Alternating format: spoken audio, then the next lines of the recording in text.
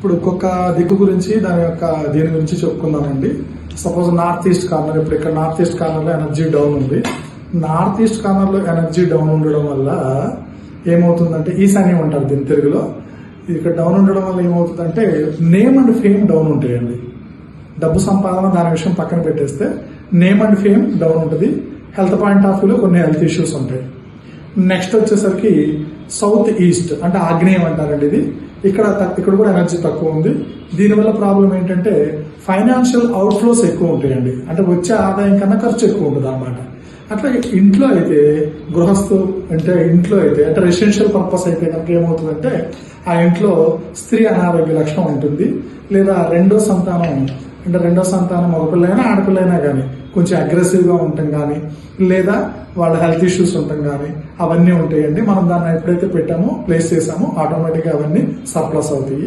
ఇకపోతే south west corner అంటే general గా ఏంటంటే మాస్టర్స్ ఏరియా అది. సో మాస్టర్ స్కిల్స్ అంటే అక్కడ ఎనర్జీ డౌన్ ఉందనుకోండి, మాస్టర్ దగ్గర ఎన్ని స్కిల్స్ ఉన్నా సరే, ఎంత బ్రహ్మాండమైనటువంటి గొప్పతనం ఉన్నా సరే శుభ్రంగా తినేసి ఇంట్లో పడుకుంటాడు ఆయన బయటకు వెళ్తూ. అది సౌత్ వెస్ట్ కార్నర్ అండి.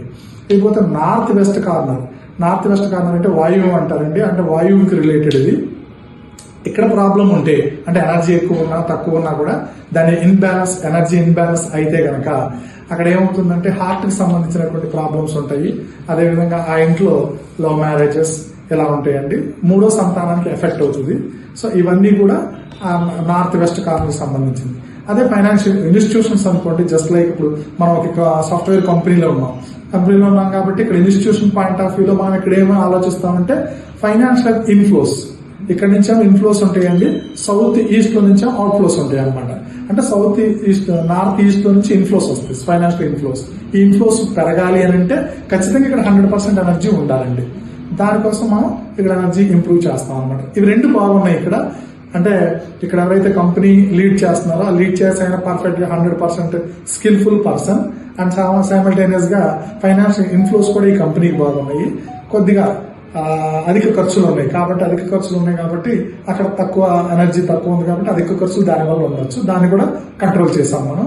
అట్లాగే నేమ్ అండ్ ఫేమ్ అంటే మోస్ట్లీ నేమ్ అండ్ ఫేమ్ కూడా బాగా ఇంప్రూవ్ అవ్వాలని చెప్పి మనం అక్కడ ఒక ఆర్టికల్ పెట్టాం అనమాట. ఇది టోటల్ గా ఈ కంపెనీ యొక్క పరిస్థితి అండి. 100% ఎనర్జీ తీసుకొచ్చాం దీనికి.